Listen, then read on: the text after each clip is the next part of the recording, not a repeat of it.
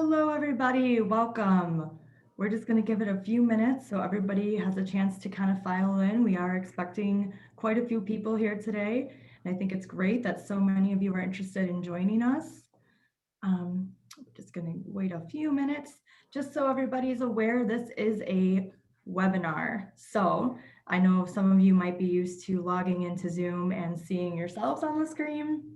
But this is not about you today. This is about Kim and the DuSable Museum. So you will not see yourselves. You will not have access to your cameras or your microphones. But you can still talk to us if you need to. If you have a tech question, please feel free to type it in the chat. I'm going to throw a little note in there right now just so everybody can kind of see where that's at.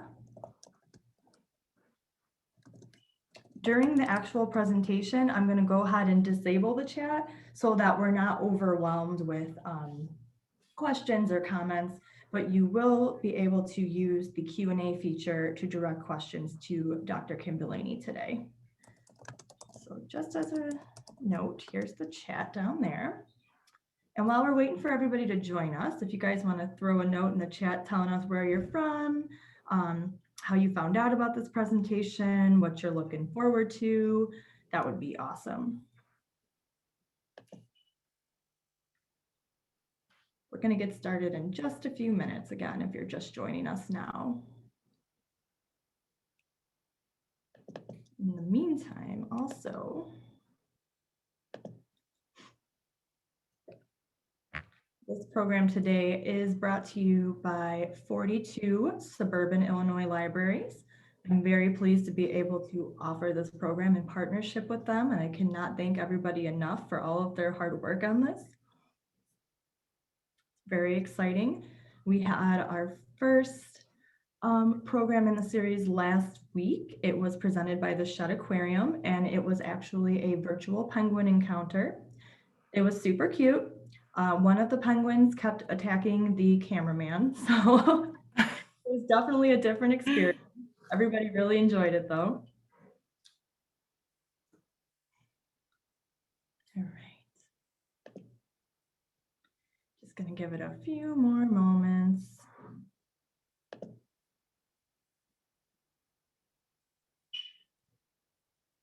Okay, there's so many of you chatting. That's so cool. I love to see it. Lots of you saying you haven't been to the DuSable Museum before. So I think right now they're currently closed due to the pandemic, but I'm sure there will be a chance soon for you to visit. I hope that you can. We have lots of fabulous cultural institutions throughout the Chicagoland area. All right, awesome guys. And as a reminder, during the presentation, I will be disabling the chat. So if you could please put any questions you have for our presenter in the Q&A, that would be greatly appreciated. Okay, so at this time, we're going to get started. Welcome, my friends. It's great to see so many of you have registered and showed up for today's discussion to be hosted by Dr. Kim Delaney. My name's Kate. I'm the Adult Services Programming Specialist here at the Algonquin Area Public Library District. I am joined today by my friends and colleagues, Anna of the Crystal Lake Public Library and Jill of Lake Bluff Public Library, and of course, Dr. Delaney. As a reminder, this is just the second event in a series of virtual tours of various Chicagoland cultural institutions and museums, which is going to be presented via Zoom and taking place all of April and May. I'm very proud to be able to offer this series in partnership with 42 suburban libraries that you see listed here on your screen. I would like to extend a sincere thank you from all of us to Dr. Delaney and the DuSable Museum for giving us this experience today. Please remember that you can sign up for any of our upcoming events by visiting your library's online events calendar. I truly hope you enjoyed today's program. So again, if you could please just put your questions in the Q&A. We will get to as many as we can after the presentation ends. And I will be disabling the chat in just a moment here. and we are recording today's presentation. So for any reason you have to step out early or something comes up, you will be able to view this on your library's YouTube channel shortly thereafter. So that being said, I'm going to turn things over to Dr. Delaney, and we're ready to start here. Hello, everyone. Thanks for having me today. Now, you just put a lot of pressure. You said 42 suburban libraries, and instantly I got the shakes, but here we go. Okay, so thank you for having me today. I'm so excited to be with you all and to represent DuSable Museum of African American History. And so I was trying to think of something that would be interesting and not redundant, like all of the things, and not even sad or depressing. So I was trying to think of what's good. What would I like to share with you all, with the libraries? And so I have a program I'm going to share with you now, a presentation, and I called it Fly Your Kite, History of Black People in Flight. And basically I focused on Chicago because Chicago has this rich history of African Americans and flight, and we don't hear much about it, and so I'm so fascinated by it that I thought that this would be something interesting to share with you all today. So I'm going to start off with. It's going to let me. Did the screen change for you all? Just want to make sure. Yes, hands up, thumbs up. Somebody did it. Okay. Yep. Oh, great. Okay. I'm going to start off with this story called The People Could Fly because it kind of sets in context the understanding that the relationship that African Americans have with flight. This is a story called The People Could Fly. It's a folktale by Virginia Hamilton. And so, yeah, let's start that. The People Could Fly by Virginia Hamilton. They say the people could fly, say that long ago in Africa, some of the people knew magic, and they would walk up on the air like climbing up on a gate, and they flew like blackbirds over the fields, black, shiny wings flapping against the blue up there. Then many of the people were captured for slavery. The ones that could fly shed their wings. They couldn't take their wings across the water on the slave ships. Too crowded, don't you know? The folks were full of misery then, got sick with the up and down of the sea.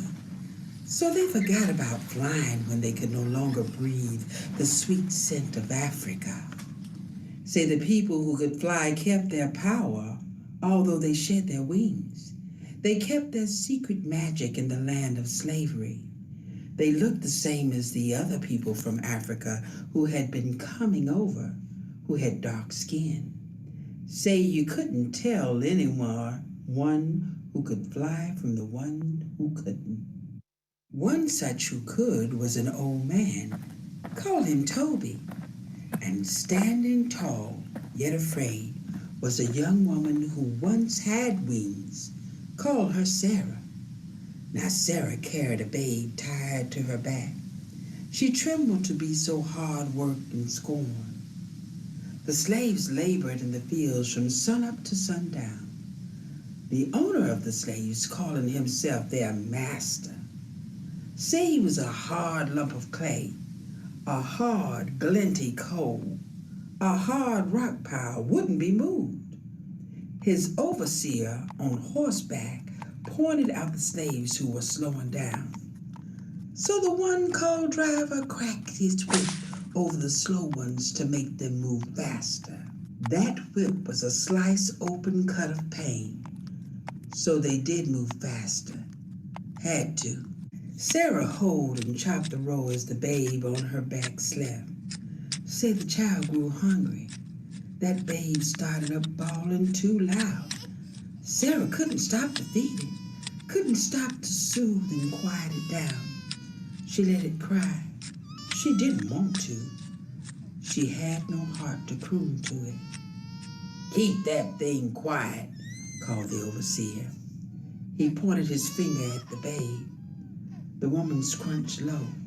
The driver cracked his whip across the babe anyhow. The babe hollered like any hurt child, and the woman fell to the earth.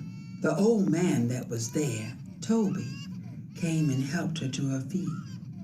I must go soon, she told him. Soon, he said. Sarah couldn't stand up straight any longer. She was too weak. The sun burned her face. The babe cried and cried. Pity me, oh pity me, said sounded like. Sarah was so sad and starving, she sat down in the road. Get up, you black cow, called the overseer. He pointed his hand, and the driver's whip snarled around Sarah's leg. Her sack dress tore into rags. Her legs bled on the earth. She couldn't get up.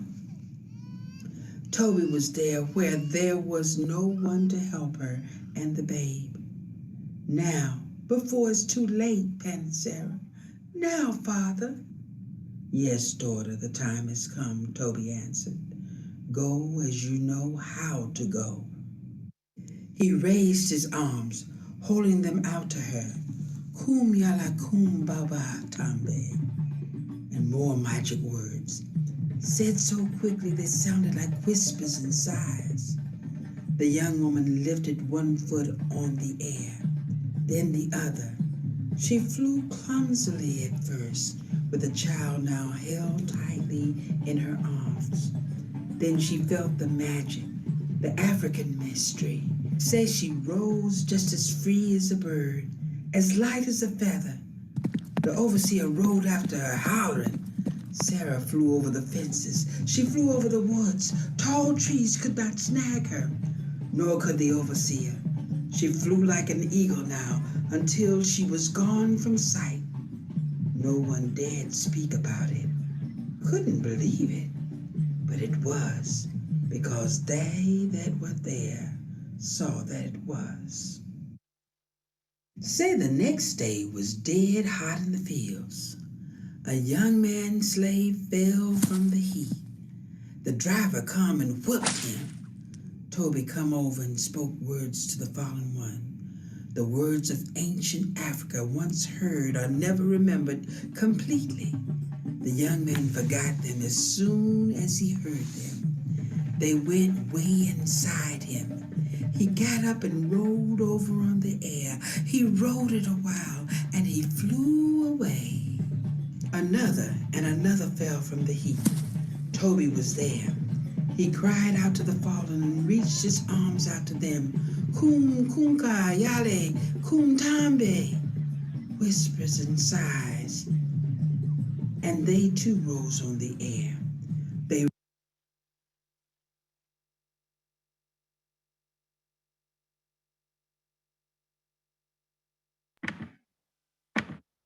Okay, I'm gonna stop the story there so that you all can go get it and read the rest of it, but you get the gist of it, which is that the people could fly. There's this belief that by people of African descent, the folk tale that people of African descent have this fascination with flying, and it comes out of this story, the people could fly. And the idea is that the people could fly, you can escape your circumstances. So in bad situations, oftentimes African Americans imagine that people would just take wings and you can go above whatever the situation is. Any type of oppression or bad situation, you could just fly above it. It's a powerful layered tale, as I have in the notes here, right? It derives from this whole story. This folktale comes from a story about a group of enslaved Igbo Africans from Nigeria. And supposedly they jumped from a slave ship in 1803. And it was, some records show that it was all evidence point that it was to the fact that it was a mass suicide. The enslaved Africans who remained claimed that the people who jumped off the ship flew away. And some said they walked across the water back to Africa. It's kind of this whole escapism to not deal with this reality. So they're not dead, they just flew away. The Gullah Geechee people in the area named that site Ebo Landing. You might have heard that term, Ebo Landing.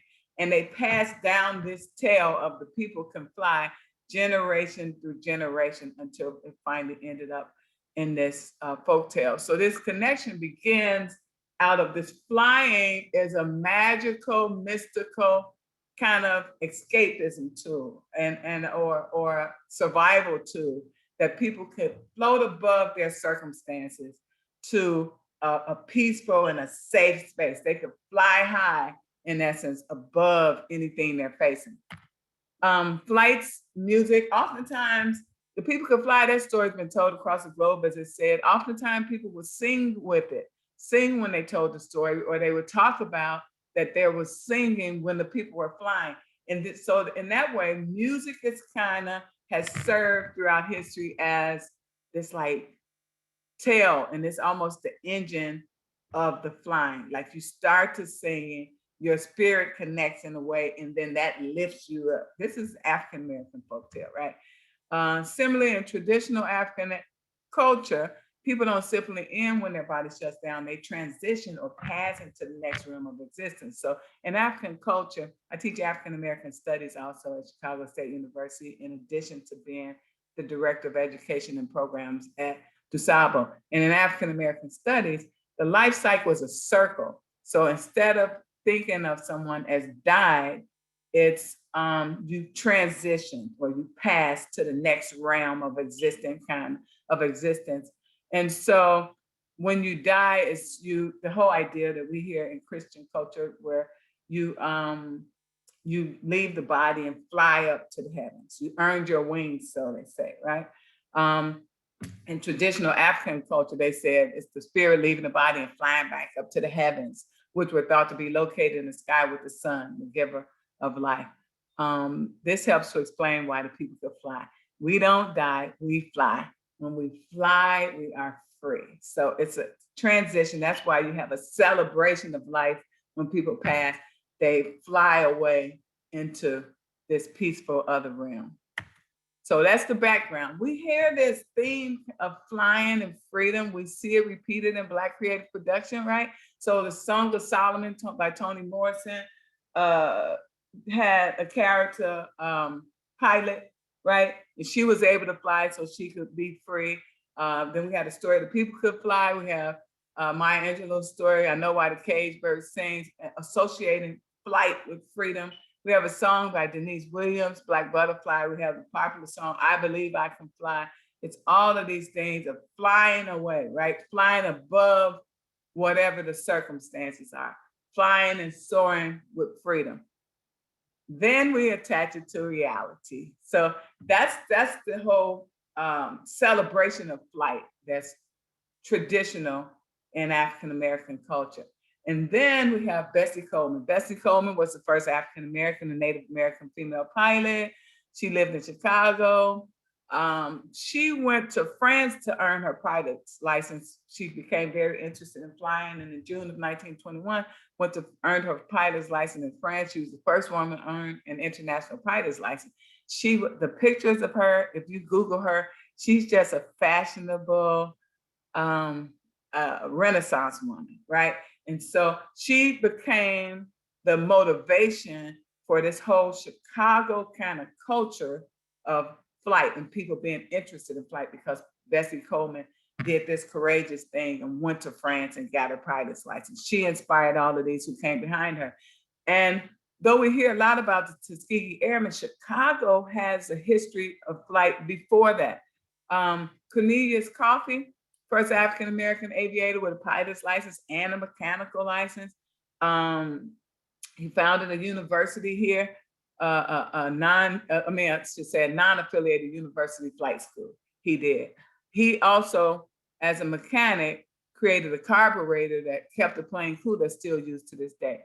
This was his partner in educating pilots, John C. Robinson. And they both applied to the Curtis Wright School of Aeronautics in Chicago, and they were accepted, right? And then when they went to attend, they were denied because they were Black, both of them. But this one, John C. Robinson, he was so interested and just wanted to be in the midst of flight information. So he applied as a maintenance worker for the school. He worked as a janitor. And while on the job, it says he listened in on classes, and at home he read books and papers. He also collected things from the trash, which is the gist of this phenomenal story that fascinates me. We wanted to look at something in our area. So the DuSable Museum over in Washington Park over there, we wanted to look at something, talk about something in the area. And I instantly thought of that because I was thinking, nobody knows about this flight information. So he collected this stuff from the trash. And then he found some information in about how to build a plane. He and Coffee together built an airplane themselves. Now, they got denied interest into the school, but they built an airplane themselves. They took it over to Washington Park. Somebody convinced one of the instructors from the school to come and fly the plane for them. They used a lawnmower motor or a motorcycle motor. That's the only part that wasn't included in the information he was able to gather out the trash. So I've seen different accounts. One said lawnmower, one said motorcycle, but it wasn't an airplane motor. Lawnmower or motorcycle motor. They put in the plane, and this pilot came from the school, and the airplane worked. So when we talk about history and kind of like, can we talk about some part of history that's right where we are, right where the DuSable Museum is located? In that park, they flew this plane that they built themselves way back in the early 1900s. So it's a pretty powerful story. This says, so in 1938, Brown and Coffee, they ended up being the first instructors at the school. They hired them to teach night school. Hundreds of men trained under them. Those men later became Tuskegee Airmen. So we hear about Tuskegee Airmen and all of the history, but we don't hear about where did they come from, right? And who trained them. Chicago is an important part of that history. It's so fascinating to me how Chicago is the first in so many things. They also inspired others across the country to want to be involved in flying, right? They pushed and fought for Black pilots in the Army, which led to the Tuskegee Airmen. So they're a very important part. Willa Brown was married to Coffee, and she was the first African-American woman to earn a pilot's license in the US in 1938. She too was, these pictures, you know how those older pictures are just so cool and chic. She too was a cool woman, cool, just looks so clever. First Black woman Civil Air Patrol officer, first Black woman to receive a commercial pilot's license, first Black woman to run for Congress, right? She helped to found the Coffee School of Aeronautics with aviator Cornelius Coffee, who was her husband. And so we know about that. You've probably heard about the importance of the Defender and the migration and all of those things. The Defender was the premier paper for people of African descent back at this time. And she was instrumental in establishing a relationship with the Chicago Defender newspaper, which increased visibility for Black aviators' activities in the city and across the country.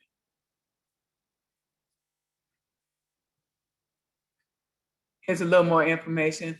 So Time magazine in 1939 ran an article about the shortage of experienced pilots, and Miss Willa and her husband and Mr. Robinson, they proposed a solution to the problem. They said, train African-American men to become pilots, right?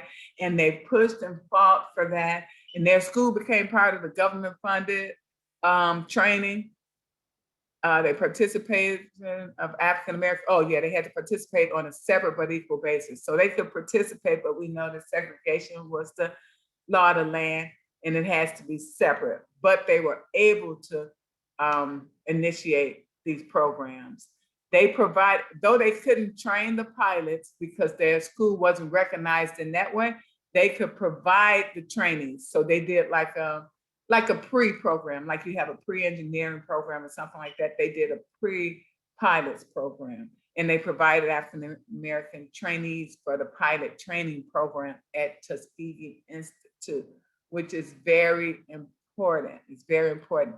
This program led to the creation of the famed Tuskegee Airmen, and Willa was directly responsible for training over 200 future Tuskegee Airmen and instructors. Little Miss Willa, that we, she hasn't to me been given her rightful place, but hopefully following this, maybe somebody will do some research. She also earned, I can't see my own notes here. Let's see. Oh, I know that she was the first American woman to have both a pilot's license and a mechanic's license, like her husband had. Here's a picture of some Tuskegee Airmen, right? First Black military aviators in the U.S. Armed Forces. Many were trained in Illinois. This is very important because they built, that training is very important because it shows again, when we think of flight and this core concept of flying above the circumstances, they built not only the airplane, they also built their own runway at the school out here in Robbins, Illinois. And they, with their own hands, they built it, laid down the ground that they needed and everything, and ran that school. Here's a quote from one of the students. If I can get up there, I'll help change things down here. So this whole idea of flying being a cure to problems is very prevalent in African-American community. Janet Harmon, she worked as a health inspector in Chicago. She was inspired to fly by a billboard she saw that said, "Birds learn to fly, why can't you?" And so this, again, these are just examples to show how rich this whole desire to fly and this kind of subculture of flying was in Chicago. She wrote Negro Aviation, which was a weekly column for the Chicago Defender. We have Robert Lawrence. He was the first Black astronaut selected to a national space program. He was the only member with a doctorate. He helped develop the space shuttle. And this is back in 1935. Mae Jemison is a more popular one. We've heard of her, the first Black woman in space. She went to Morgan Park High School. I live right next to Morgan Park High School. So when we talk about Chicago, when we talk about your city, all of these things are right in my backyard. I wanted to show, this is a part of DuSable Museum's a current exhibit at Chicago Museum. It's not about aviation per se, but I thought it interesting, this parallel or this connectedness. So continuums and legacies. In Chicago, at DuSable Museum, we have an exhibit that's about Catherine Magnolia Johnson. And here we see, this is about World War I. This exhibit is Catherine Magnolia Johnson. This is particularly a section about her. And we have an interview on our website where we interviewed her great grandnephew, but she was involved in serving, she and a few other women were involved in supporting World War I. And so she provided books. She was an educator. She thought that those guys were in the service. Some of them were known to be illiterate, couldn't read and write. So she brought books for them. She was chosen and she went on a mission and brought books to them. She also provided like spiritual services and things like that, Catherine Magnolia Johnson. But it's important, why she's important to the aviation that came later is because for World War II, African Americans in Chicago were intentional about having as their goal to fly in the war, to be able to participate in the armed services. And Catherine Magnolia Johnson was there first in World War I. She was there doing work and bringing attention to and showing a connection to, a desire to be engaged with armed services. And so she came first. And then we have all of the history I just showed you. I wanted to show that the legacy continues, right? Only about 2.5% of the total Air Force aviators are African American today. There's a program in Chicago called the Young Eagles Program. I have a link there. Chicago has this rich legacy that we need to talk more about to help young people recognize aviation jobs as viable careers, right? We have this rich history. We need to engage young people in this history so that they'll know that it's not something foreign to us, that we were heavily engaged in this, involved in aviation years ago, a whole century ago. And then I thought, how could we pique interest? So when I first heard of this great opportunity, I was so excited. And I said, you know what? I'm going to have a fly day. And that's why I called it Fly Your Kites. And we're going to have people all over watch this presentation and then go out the next day on Sunday and fly their kites. You know, it'll be a great spring event. But the parks are closed, so I can't officially tell you to do that. So I wanted to do it in Washington Park and then just share the history. And that's a way to engage young people, make them interested in flight. This will be an entry point. Hey, let's put together this kite. Let's watch how it soars through the air, blah, blah, blah, get interested in flight. But again, we weren't able to suggest that as an institution, but clearly if you like to do it yourself, I can't stop you. But fly. Kites have been used for human flight, for military applications, for science and meteorology, photography, lifting radio antennas, generating power, aerodynamics, experiments, and much more. Kite flying in New Zealand, the Maori tribes associated divine meaning to kite. So this whole idea of flying being a spiritual kind of attached to spiritual thing, it doesn't only belong to African Americans. It's a lot of people who believe that birds carry messages from men up to the gods, and they shape their kites in the form of birds, right? In addition to religious significance and symbolism, kites were important in scientific experiments, as we just heard. Kites played an important role in aviation history. They were used to launch thermometers and other meteorological devices to measure the atmosphere. Benjamin Franklin and Alexander Graham Bell used kites in their scientific research. So it's not just fun, it's science also, right? The benefits of flying a kite are numerous. They're simple but important. Gross motor skills, right, are sorts of skills required to make big movements and generate lots of power. So just learning how to navigate, keeping that flight up. If you've ever flown a kite, you know what that's like. And it is a skill to that, hand-eye coordination, learning to share and work collaboratively with someone. That's a part of that, following instruction.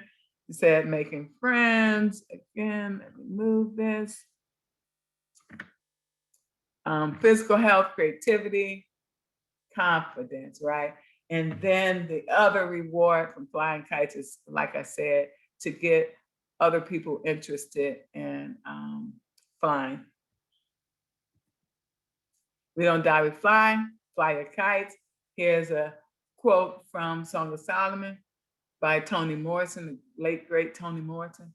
Sugar man done fly away, sugar man done gone. Sugar man cut across the sky, sugar man gone home. That concludes that presentation. And so now I'll try to answer some questions. Hopefully everybody's excited, ready to fly kites and possibly take flying lessons. Thank you very much, Kim. That was very interesting. All right, let's see if we have any questions here. If you guys are still out there and you have questions for Kim, if you could please put them in the Q&A, I would really appreciate that. But in the meantime, let's see what we've got here. I wish I was in the plane flying. Like you said, share that pigments. It would be great if I could have did this from a cockpit or something, but anyway. That would have been really cool. Yeah. All right, so we have a question. To what extent was the participation by Black people impactful in early aviation? To what extent was the participation? One more time, I'm sorry. Yeah, I think she's trying to ask how how greatly did African American people impact early aviation? Okay, so um, again, the research I did, I started kind of with the first flight information being like the late 1800s, right? Or early 1900s. And then Bessie Coleman was the first person I could see that got a license, right? As we see, Black people weren't allowed to enter flight school. So it's the early 1900s, I would say. I thought it fascinating that those two guys built their own plane, but again, planes were already flying when they entered into this field. So that's the extent of my research. I do know that again, that I could say that Coffee and Robinson, that they did have something to do with the carburetor somebody built to help keep the plane cool. That's still used today on planes. That's a version of that is still used today on airplanes. But as far as just again, flight education and stuff, they didn't enter into the 1900s. We have another question that is, why did Bessie Coleman get her license in France? Oh, that's a good question. So Bessie Coleman got her license in France because she wasn't allowed to go to school here in America to get her license. And she had heard about opportunities where African Americans could go to France. She was just the first female to get that, but she wasn't the first African American to get a license in France. France was a little more open with regard to, America was segregated and there were just some things that African Americans weren't allowed to do, but France allowed her to go. That's why she's the shero of this. And she became everybody's inspiration because she actually went to France and got that license, And so she went there because she couldn't get it here. Others followed behind her and went to France as well. Others who could afford it, you had to be of a certain ilk, a certain privilege in order to do that. But a few other Chicagoans followed behind her and went to get their license in France as well. Very cool. Okay. Was Pastor Bill Winston of Living Word Christian Center in Forest Park a part of the Tuskegee Airmen? I don't know. That's a particular person? I don't know. I thought that was the person asking the question. I was thinking, this is going to be a religious question. Let me get ready. But I'm not sure. I'm not sure. On that site that I put in the presentation, I'll send you all that, and then maybe you could share out, because on that site, they list the individual, they list a lot of them, I would say, a lot of the Tuskegee Airmen, but I don't know. Okay, great. Yeah, I can definitely send that out. For everybody that's still here and listening, like I mentioned earlier, this is being recorded, so I will be sending out the link and we will all have it posted to our YouTube channels probably early next week. So you'll have access to that. And then I'll also send out any links that Dr. Delaney will send to me that you guys have discussed today. Yeah. Yeah. I want to stress the weightiness of the information, though. So we have a scholar, a young scholar, kind of young, who helps us. He does Chicago history, this guy by the name of Dilla. And he it's not his employment, it's just his passion. So he does all of this Chicago history.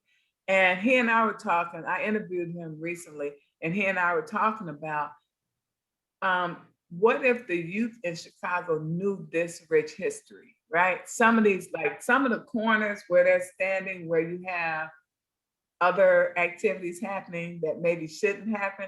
Imagine if those people there knew these great things that happened there, 100 years ago, what these people did, who had maybe less resources than the people today have. As I said, this guy took a janitor's job and got notes out of the trash can and eavesdropped on conversations, to learn what he could. And so when you think of these circumstances that people were in and they found a way, right, and pressed through, that's a message that we need to share, right? We need to share this greatness. We need to share how they did it. It's not just like the Tuskegee Airmen off somewhere who were fantastic. No, these were these guys from the hood in Chicago, you know, who did these great things and did this training and then went on to make history in this phenomenal way. So I think that's really important. And to know that that plane was flown in Washington Park right there, I'm like, we should have like something out there, put a fake plane out there or something, you know, somebody do a statue. This is important history, you know? Yeah. That is very true. All right, let's see. We also have a question and a comment. This was great. Dr. Delaney, what is your degree in? Okay, I have a degree in African American Studies. My bachelor's is in that. I have a master's in creative writing, MFA in creative writing. As you can tell, I'm so dramatic and animated. You know, I'm a creative person. So I have an MFA in creative writing, and my doctorate is in education. So that's what you see in me. African American Studies, and then you know, this passionate creative that I am, and then education. And I do all, that's why I educate in this way. Yeah. Somebody asked, why was the new plane test flight in Washington Park? What made it a good local testing ground versus other parks? Yeah, in my research, I can't say that I saw anything that spoke to that would answer that, but I would assume just location, because the school was in the inner city, in that area on the south side, and then you have the park there. I know that they built the plane in the lot of a business owner. They let them use the lot. So that must have been not far from there as well. So they built the plane in a borrowed lot of a business owner, let them, you know, do that. And then I would imagine it's just convenience. I would imagine it was just convenience, but I didn't read that anyway. That's just me assuming. Yeah. Very cool. All right. I think I lost my place here. Lots of people that want to know, when will the museum open for visitors again? I don't know if that's a question you can answer, but lots of people want to come out there and see what you guys have. Okay, great. We're excited to get people back in the building. We have, you know, we had the historic march. It's the largest of its type. Look at me being dramatic, but it's the truth. It's the largest of its type, the first largest of its type. And that was sponsored by Viola Davis and her husband in Time. And that opened, and right after that opened, we had to shut down because of COVID. So people haven't had, and it is an absolutely awesome experience. You put on a headphone and it's like you're at the March on Washington. You get a front seat to Dr. King's I Have a Dream speech. And so we're trying, that's the hold up a little bit, because we have to adjust that to adapt to COVID, you know, environmental situations. And so we were hoping to open in May, but now it looks like Juneteenth. That's what I'm going to say today. Don't hold me to it. That's what I heard at a recent meeting, that it looks like we're trying to open for Juneteenth because we want to have the march up and ready when we open. The Captain Magnolia Johnson exhibit was new as well. And so we have a lot of new, fresh things for people to see. Very Somebody asked, did the first Black airmen/women fly biplanes or single wing planes? Did they participate in races? Oh, wow. I was waiting for the question that would stump me, and that's it. So, okay. Did they participate in races? I don't know. I do know that the first plane, that school that they started, one of the women actually bought the first plane so that they could fly, right? And it was a single plane. I do know that. So they were training in single planes. That was the first plane that she bought. The plane that they built was a single plane. And so I don't know if they participated in races. I don't know. Again, I would only be guessing. So I don't want to do that. I don't know. I don't know if they participated in races. But I do know that the planes that they possibly, because of affordability, it was that single plane that they had. That's the plane they trained people in. That's the plane that they bought. Again, it's women's history too. Look, Women's History Month just passed. Look at this. A woman bought that plane, a woman. You know, women were involved in this training. A woman was the motivation. Here in Chicago, a woman was the motivation to start all these people. A woman went to France and got that license and started all that. And so, and when please Google it, you see all these cool pictures of these people. You know, those flight clothes are so cool anyway. You see all these people, they look so confident and like, you know, sure, like they had fun. So, yeah, that's all I know. I don't know if they did races. I'm not sure. I didn't read anything about them doing races. Cool. Well, on the topic of kind of the women's history part of this, are there any Chicago streets or schools named after Bessie, Willa, Jenna, or Catherine? Oh, wow. Bessie Coleman. There was a school in Chicago that I recall, Bessie Coleman School. There was, yeah. I don't know if it still exists, you know, with all the closures and stuff. I'm not sure, but there was a school called Bessie Coleman. The others, Catherine McNulty Johnson, no. Her story is kind of just coming to the, you know, I've seen a couple of things. It's covered like maybe 2018 or something. They start covering that. So I haven't seen that. So I would say, I'm not sure. I'm not sure. Bessie Coleman, yes, but the others, I'm not sure. Somebody asked, I'll do this other one. A lot of people were wondering what other kind of presentations you do and what are the other current exhibits that are happening that will be coming up at the museum. Okay. So I do all kinds of exhibits. That's why my brain's so frazzled, because I am the encyclopedia of Black history. I try, but it's spaced out, you know, whatever the company, like we've done, DuSable Museum is very important to note the work that we do. So it's not just a museum, it's also like the leader in community education for African-American history. It really is. I teach at Chicago State also, but DuSable Museum, we get more requests even than I do in the Black Studies Department, African-American Studies Department at Chicago State, right? And so I do presentations for different industries. Like if somebody is doing something, I can't retain all the information, but I know all the core concepts. So if somebody has a particular industry, I'll just go research and call all my friends and get the information for that particular industry and then present that.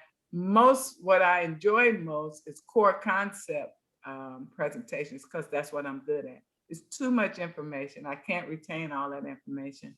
I never could, but I could blame it when I'm getting old now. And so what I can do is give you a few facts, but the core concepts that undergird all of this history and African-American life, I got those down pat. I know those for sure.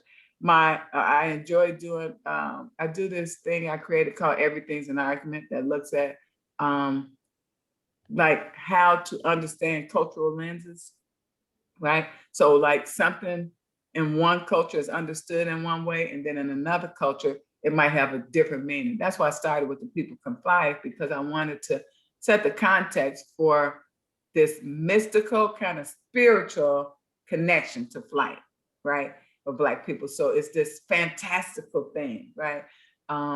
That's really, really respected. So if you're an African-American pilot, even for an airline or something, you get big respect, because it's and oftentimes young people don't even know what it is. It's just passed, you know how tidbits are passed generational, that's important and that's prestigious and that's, you know, powerful.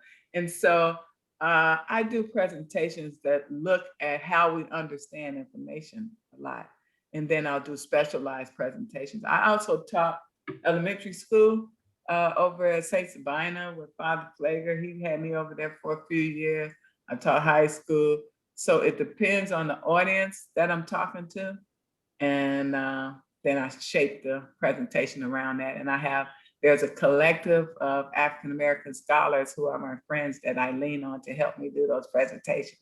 Because I can't retain it all.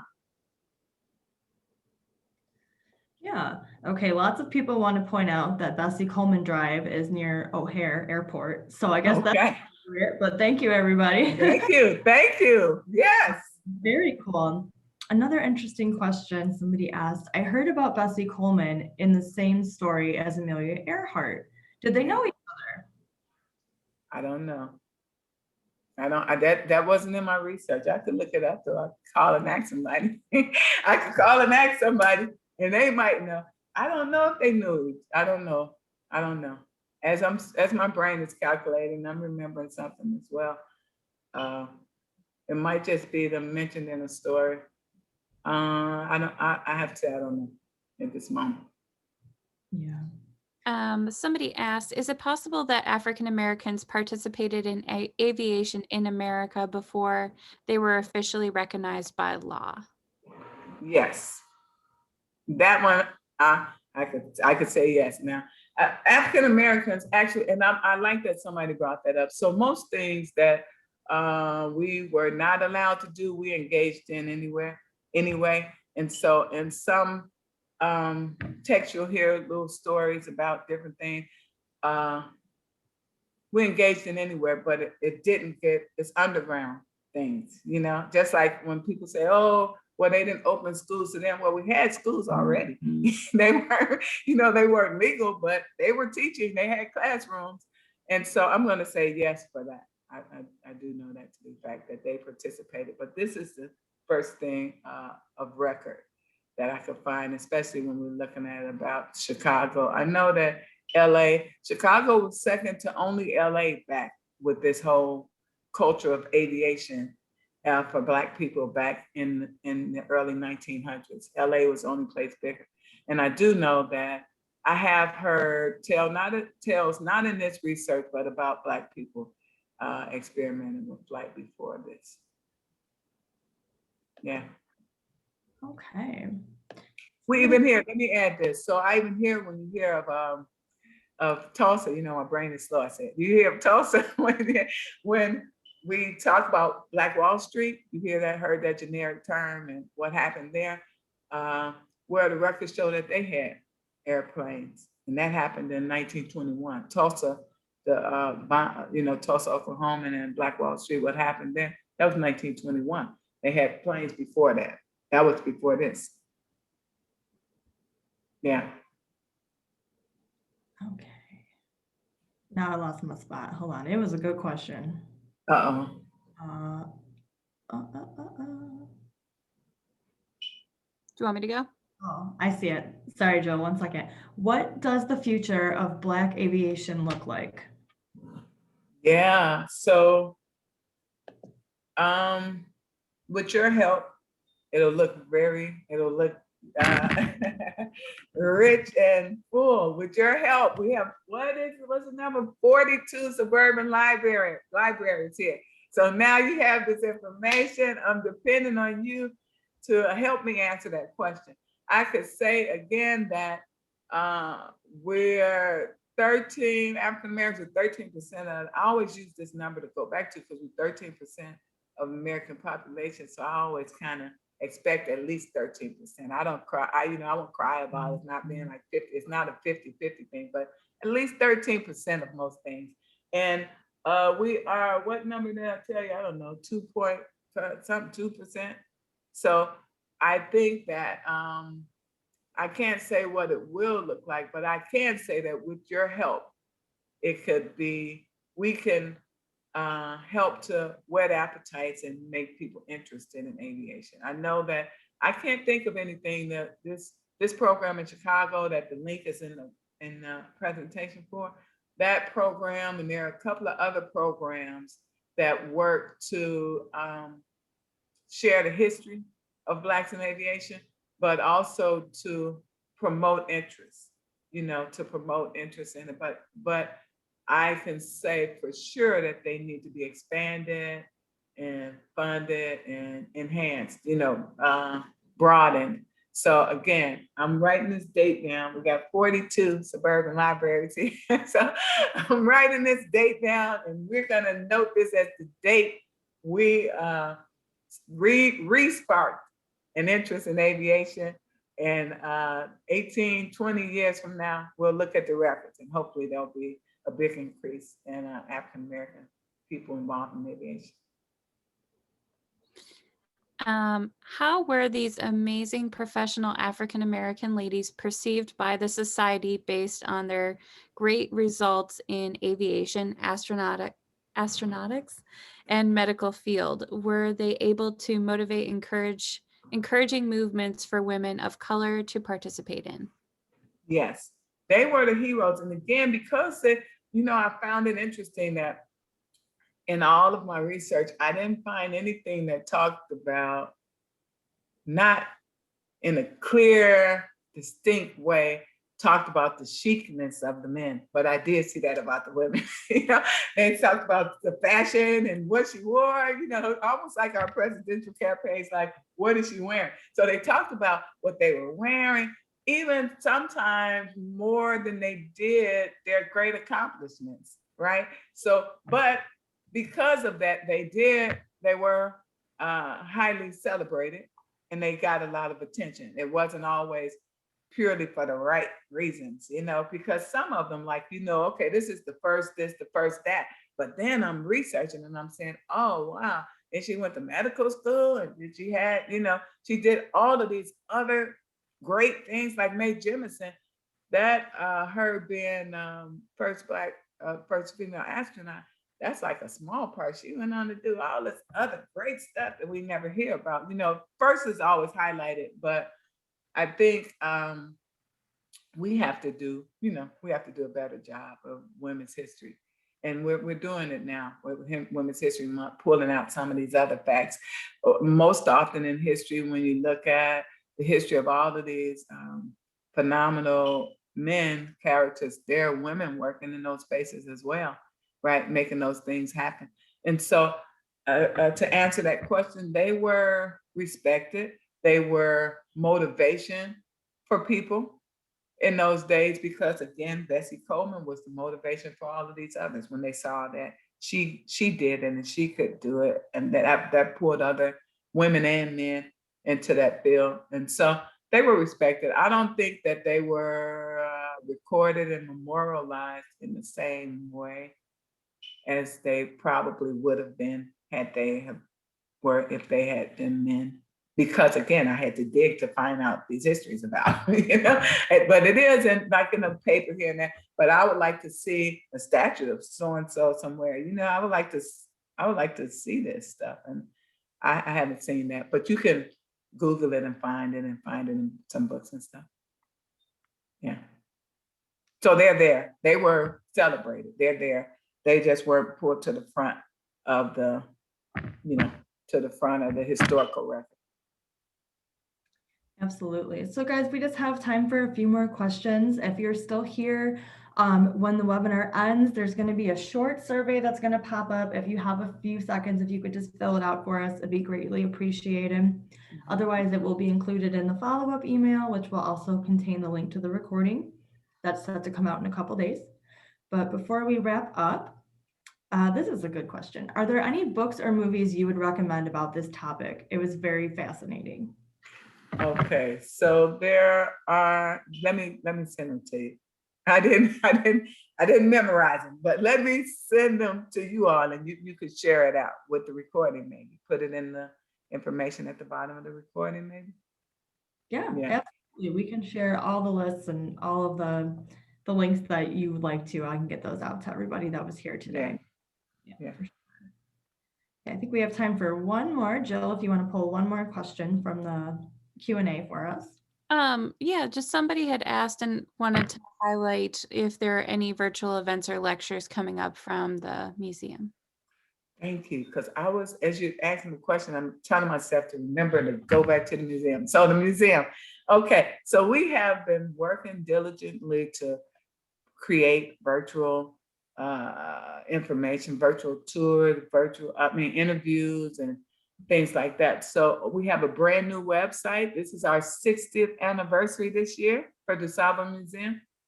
And so we have a brand new website, and it has our Code Black series, which is a series we created when COVID came about. We created last year. and we handle hot topics. And so we have several of those on there. Those are pretty interesting.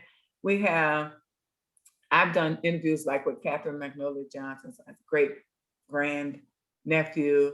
I have that interview on there. We have interviews with other people that Margaret Burroughs, Dr. Burroughs influenced. She started the museum and she influenced those people. So we have a lot of content on there, and we're constantly creating more virtual content. And you know what? I think that's going to be now forever, because we've had to do it. Now that's going to be forever. And I like it because we can have more space to do. We're looking at new virtual exhibits that we can do because we don't have the space, on site to do all of those. So we're looking for now ways to put more virtual exhibits like the old ones on the DuSable site, and then new ones. We're doing one called Family Histories, looking at these different families and how to kind of encourage people to keep their items and how to tell their own families. Every family has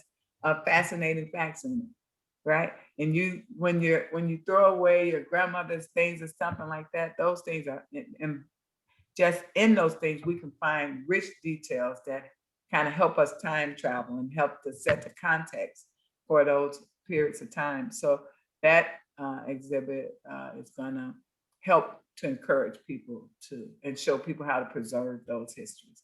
But right now, currently on the new on the new DuSable Museum website, we do have some virtual presentations. Yeah, very cool. You're right, though. That's one thing that this pandemic has brought us. It's the ability for all of us to be here together today. Yeah. Certainly not something, that would have been possible or that I would have thought of before all of this came about. So. Yeah. So that's the good out of it. Now, I think it's forever changed the way that we learn, right? How cool is that we could have 42, I keep looking at this number, 42 libraries here together without people having to really interrupt their schedules in a major way, Yeah. Definitely a positive. So again, guys, thank you so much. Thank you to Dr. Delaney. That was a great presentation. Your enthusiasm and just your passion was felt by all. We got lots of great comments. So if you guys could please come up that survey for us, we'd appreciate it. And that's it for us today. I will see a lot of you again next week when we visit the Garfield Park Conservatory. Thank you all for having me. Thank you, Dr. Delaney. Thank you. Bye. Bye.